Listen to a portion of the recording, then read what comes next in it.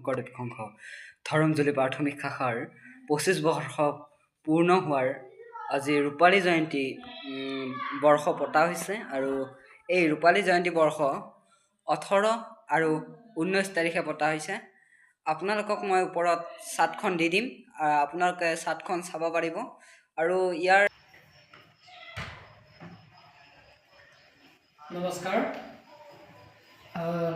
আজি আমাৰ ইয়াত লাইভটা স্থাপন কৰা হৈছে। 25 বছৰ কমপ্লিট হ'ল আমাৰ মানে এই মন্দিৰটোৰ।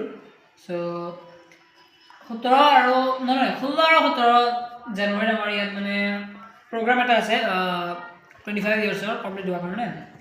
চ' আপোনালোকক নিমন্ত্ৰণ দিছোঁ, যদি ওচৰত আছে আৰু আহিব আৰু ন। এই লোকেশ্যনটো কৈ আছোঁ আপোনালোকক, ডিমাকুছিৰ পৰা আহিব আৰু মানে ৰাজাগড়লৈকে। এনেদৰে আমাৰ লাইভটা স্থাপন হ'ল আৰু এই দাদাজনে কোৱাত অলপ ভুল হৈছে, ক্ষমা কৰি দিব। তেওঁ ক'ব পাহৰিলে, তেওঁ পাহৰি কিনে কৈছে 18 আৰু 19 তাৰিখে